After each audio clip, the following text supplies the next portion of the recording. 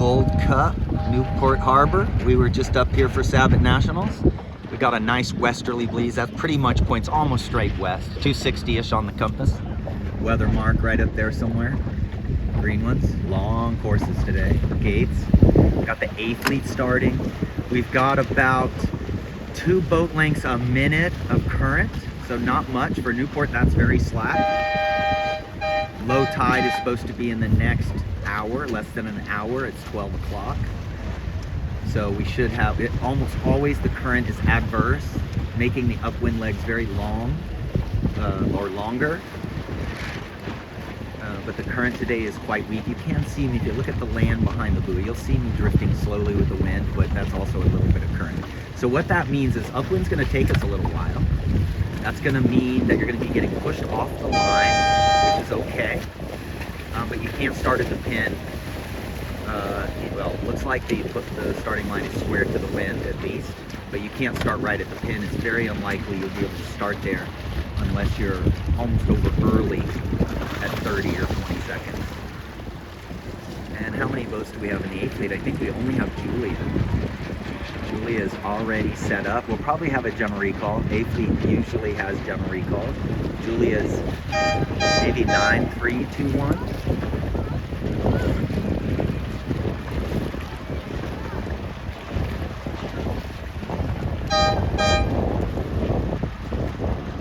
Oh, we're helping Sean Caseberg here, 8751 from Mission Bay. The current's against them, so it's holding them up nicely. This is the A Fleet Race 1 Fall Gold Cup. Oh, this race is gonna happen. That was Julie in the middle. She's 8231. You can't quite see her. Yeah, it's 8321. It's gonna be right in the middle. And I think the starting line was square. The pin was not favored. Sean is not crossing, but that's okay. He's gonna be fine. And look at her.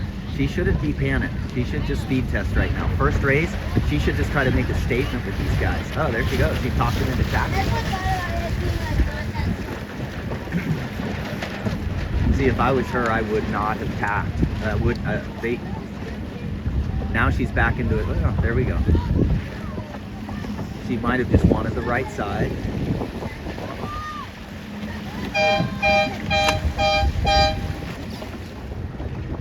You can see the current on the buoy. It's glassy water on this side. You're also looking for the rings on the other side. Some of those are wind rings, but little rings bouncing off, but yeah.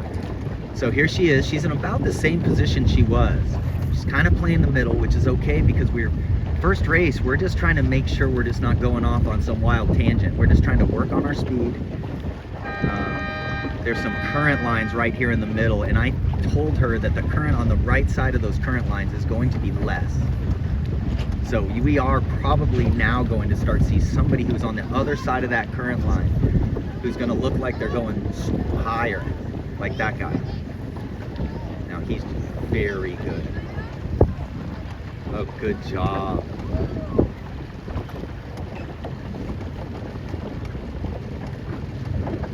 She's the oldest person in this fleet. A lot of these kids, and Sean too.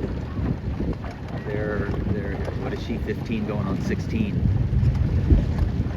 So this is good. See how she's crossing the current line here? So that's good. That's what I would be doing. I would have, yeah, she was getting the squeeze.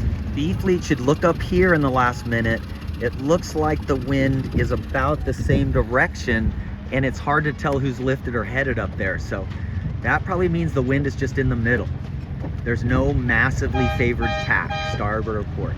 This is the B fleet. We got Kylie 9005 here, Theo 10022,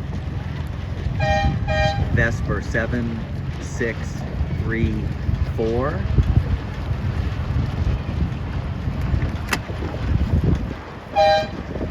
Here's Kylie sitting here using her line sight. Here's Vesper, did a double tack. Kylie. Look at that. 9005 started there, and 10160 got called. She just used her line sight mash. But now this fleet is coming off the line at a bigger lift, I think. than the other side. C1s are about to start. Okay, and I think we have one C1, maybe a couple C1s. Line sight here, here's the committee boat end. Okay, I'm gonna drop down here. A lot of coaches sit outside the line. Line sight is gonna be flags over there. Okay, so I'm below the line right now. I'm below the line right now, and you see me lined up with the American flag that's on land. Okay, that puts the American flag puts me below the line. Okay, let me show you what would be bad. At 30 seconds, you see where the American flag is?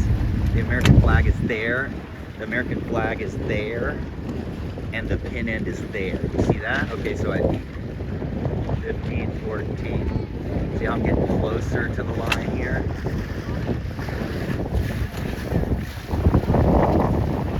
Okay, see how I'm getting closer to the line here? Now I'm over. So there you go. We also have in the B fleet, we have Will here, then the green boat.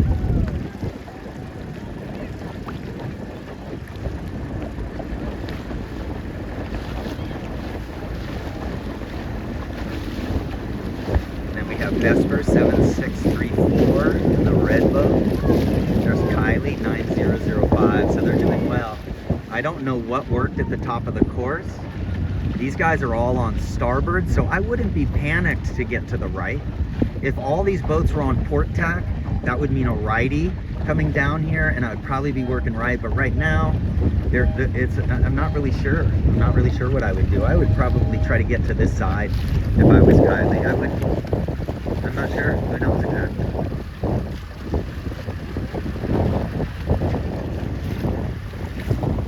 Fall Gold Cup, Newport Harbor. Vesper Gronberg 7634. Will Simpson 10401. Julia Stewart in the A fleet in second. 8231. First race of the Fall Gold Cup. Here comes the B fleet.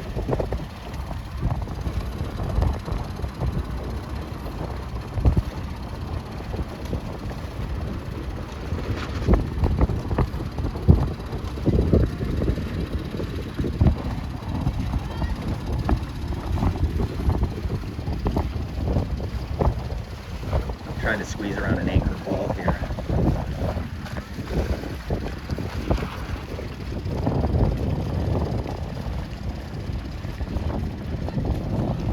There is a lot of wind on the flag. I can't tell a direction, but I talked to Vesper about being late left at the mark. Play the right probably, but try to be late left. Because a lot of people pinch on starboard tack because of the current. And again, this current's going to be dying off, so we got lucky this weekend. It's going to be good wind today, pretty good wind tomorrow, and then pretty good Kylie Peterson, pretty good wind tomorrow, and very little current, thank goodness. And then you got the C2, C3s. It looks like C2, C3s are having, oh my God, that's a huge C3. Race 1, we have many things on our checklist we talked about this morning, but one of them is fleet management. And look about race 1 for C1s. They started and they had the entire A fleet on top of them, so I have no idea how we're doing. I know we got Celeste here in an orange boat. She's a C1 mixed up with a bunch of A fleeters. I know almost every boat around her is an A fleeter. Here comes Julia. I do think the Lido lift kind of lack of current. I think the current is weaker on the right side of that current line. And she's duking it out with the national champion there, 9318. So this is great practice, man. Here comes Will and Vesper winning the B fleet.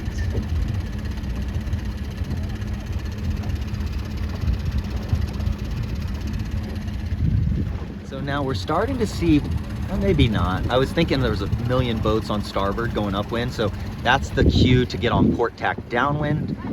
Okay, so the current is actually pretty strong here. Okay, and this end is further upwind, I believe. It's hard to tell. I think both buoys are equal distant upwind. If that was a starting line, I think I could start anywhere on that and be just fine. So I would have gone to this one just because we're the current looked like it was just ripping us into it. Yeah. Oh, Theo coming in here in 1, 2, 3, 4, 6. 10022. So not a good start, and he's coming in here in about 6th, overlap for 7. 6 and 7. Beautiful day. I'm gonna go check the line sight real quick. So when you finish your first race, you should immediately come down here and start doing your line sight. So I am over early. There's the American flag up there that I'm looking at, okay? So you come around here, you look at this pole, and you drop yourself down and look back and forth, and you start to pick something on shore. I'm still over. There's a mast. I'm still over at that mast. I'm still over. Okay, the starting line is right there. And then what I'm gonna do is drop down a little. Let's go on the roof. There we go. See the peaks? There, I'm gonna hold it right there. See the peaked roof? Okay, 30 seconds to go. And if it was really strong current and no high flag, you would probably be right here in strong current. You'd probably be over by a fraction at 30. If the current was pushing you over the line, which never happens in Newport, the current's never coming in Newport, it's always going out. You'd need to hang back further. See, I'm on the roof, the windows of that peaked roof, then I'm getting on some palm trees. If the current was going out, I would set up more down here, and then I would go 10, 9, 8, 7, 6, 5, 4, 3, 2, 1, bam, full speed. You should practice this by yourself in practice, what I just did. Now, when you watch these videos, if you're not in the A fleet, you should be carefully watching some of them just to watch the A fleeters. This is the national champion right here. I don't think he's 12 yet. He might be 12 now. He won the under 12 championship and the nationals. And it was a tough nationals. It came down to literally the last 100 feet could have changed. He sailed great. See how tight he's trimmed? Look where his boom is.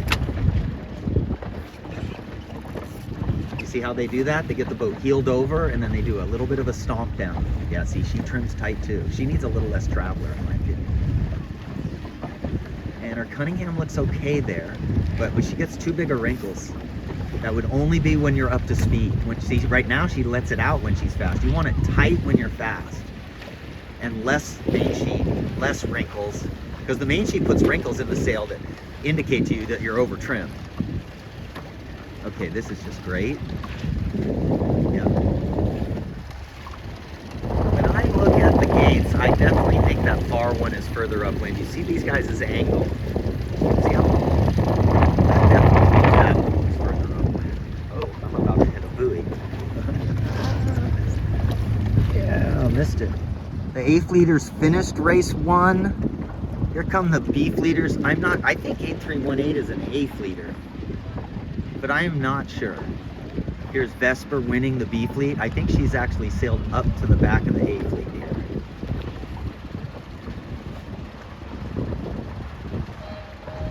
But that's the hard part of the regatta. We talked about fleet management as being something that we've got to work on at these smaller events, the ones that are not as important.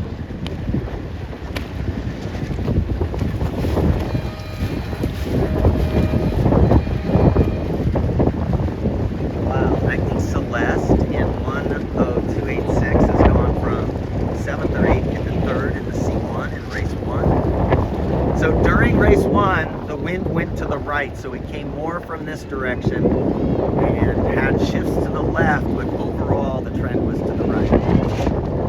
And so starboard tack off felt extremely good, like right now. Correct. This is the finish of the B fleet, and Vesper is first. Good sail trim. That's the way the sail should look. Good job. Here's Will getting a second. That's the A fleet going up there. And that's going to be interesting with that power boat. Cannot tell when. Here is the B fleet, Kylie Peterson. This is race 2, 9005. We made some changes to her. We're trying to get her to trim tighter in the puffs up when she's accelerating. Look at her, she just, yeah, here's Will, 10401. Vesper's gonna try to do the boat again, 7634. So they had a 124 in that race. This is the B fleet. Here's Kylie.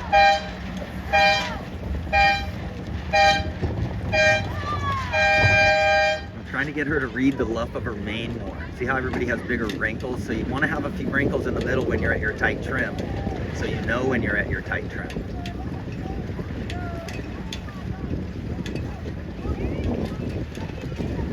So 8577 is at their tight trim, but they could go a little Cunningham on, but then you just read that. See, this is perfect. It's kind of at her tight trim. So I think the wind was a slight bit left at the start, so the boat end wasn't quite as good. She won the last race because her sail trim and speed is kind of perfect.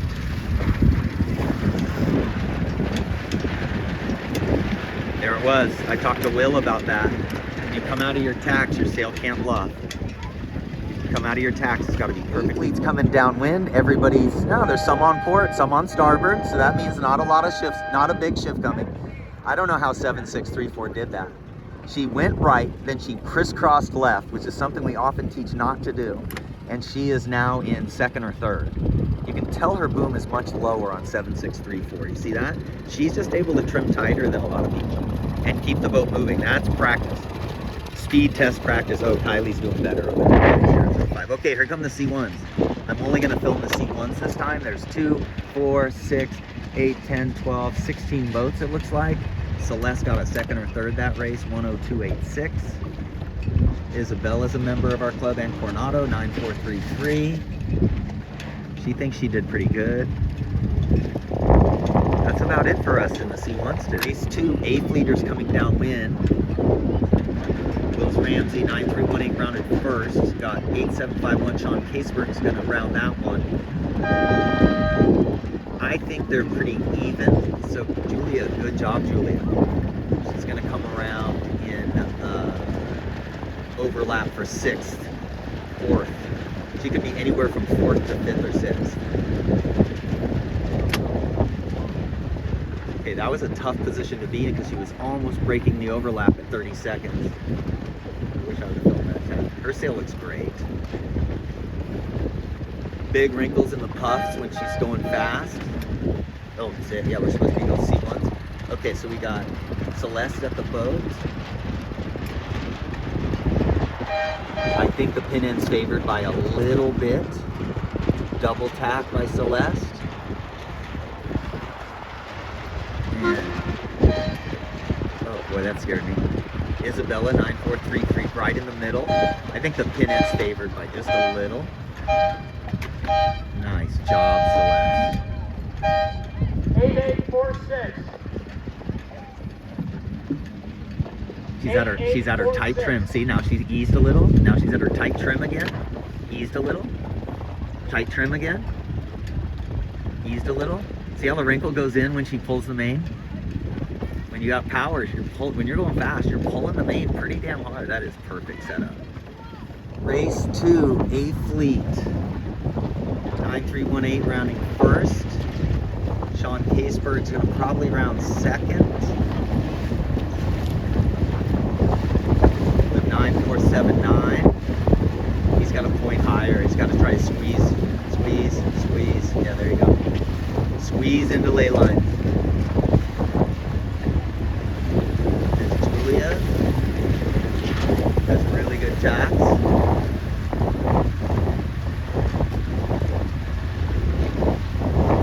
Doesn't need to go quite as hard over on the rudder. She's gonna round 4. Good.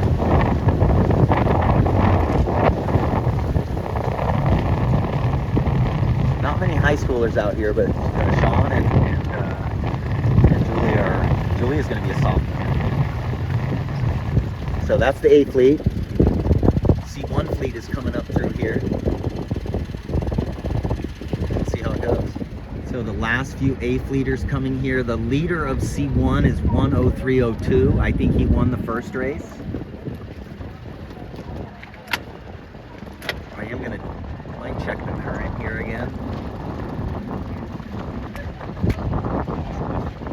302.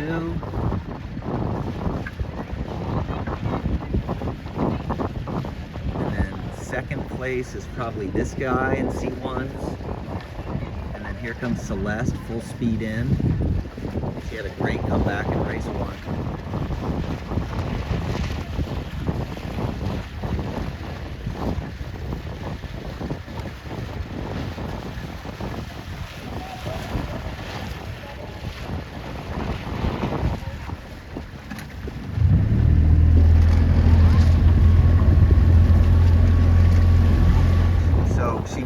I'm not sure how that happened. She hit the buoy, she went to reround it. So we just learned something huge. I gotta remember to talk to her about that.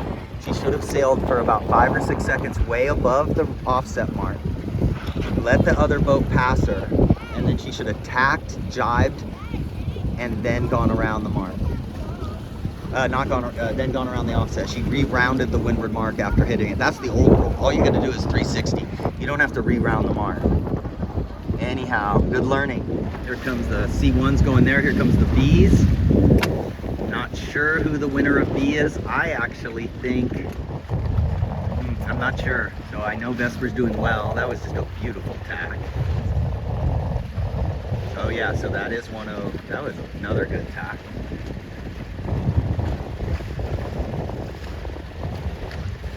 Here's Theo doing well. Here's Will doing well. So it looks like we've got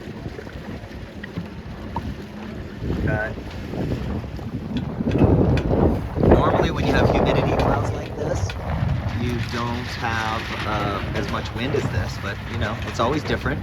I'm over the line by 2 boat lengths right now, and it does not look like they've changed much. I think my line sight is off of the flags now.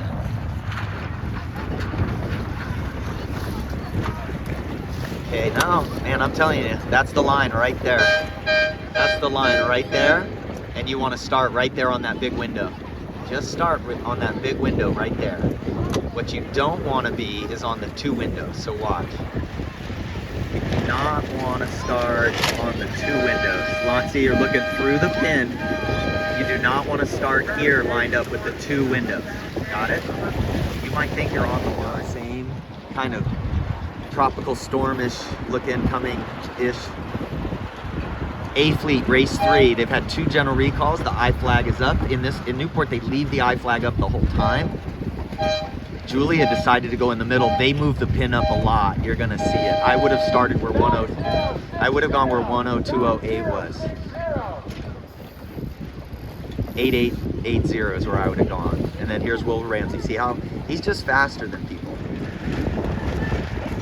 I think I was in cinematic video mode, so I don't know if that last video was good. Here's Sean Caseberg, had a good race last race. Doesn't look like he had a great start. I had him flatten his main just a fraction for this flat water. His outhaul was a little bit eased more than I like, so I told him just a little more outhaul for the flat water. That's the general rule for the outhaul, is you can go a little tighter on the outhaul when it's flatter water.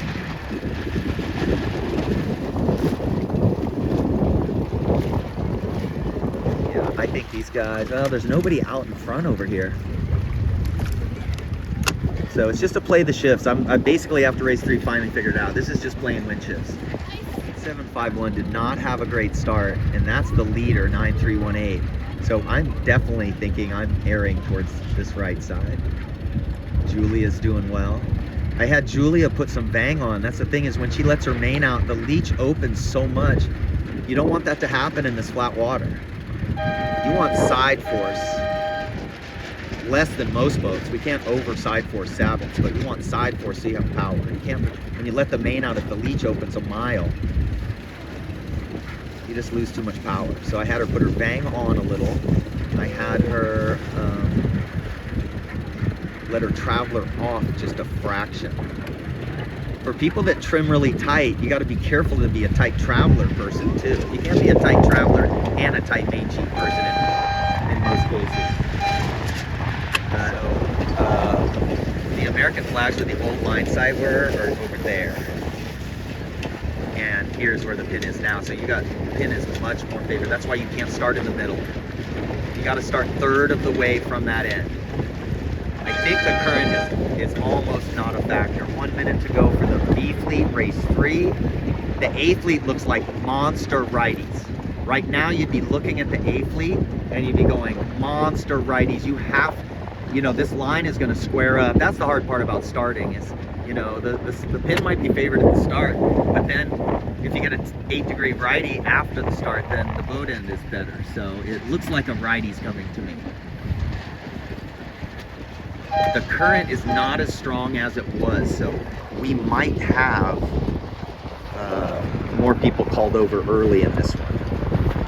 Before, with the current going against us, it made it easier to stay behind the line. B fleet is big. 8680's angle is quite good though. So I still think that, oh, look at Kylie. Yeah. Sit forward. Her goals for her is to sit further forward. Last race with her tighter mainsail trim, it did not help.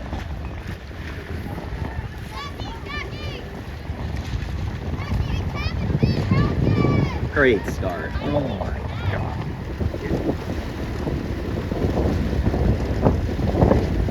B fleet race 3. The A fleet's going to be coming down. Here's Kylie winning. And her habit is to pull the tiller towards her when the boat gets light. And light spots can be a chance to gain height, actually. Because if your sail doesn't luff, don't head down in the light spots. I would have just gone a little further, girl. We know the right's been paying. I would have just gone a little further. But, you know, don't start looking backwards. C1's about to start down there. A fleet's coming up wind here. This is Julia doing well. She's in third or second or third again. Her and Sean are duking it. This is just amazing breeze. This is just, when you come to Newport and get this breeze, it is fun. B fleet, race 3. And they're getting to their first windward mark. It looks like Kylie and Will duking it out for first. There's Theo. What we're trying to do with the B fleeters and everybody is go upwind between the races and practice reading the leading edge of your mainsail. Get your Cunningham set so that you got, when you're at your tightest trim, you've got about 3 wrinkles right above the telltales. That way you can, when you ease, the wrinkles go away. When you trim, they get bigger. When they over trim, they get too big. It's how you read your mainsail main sheet tension.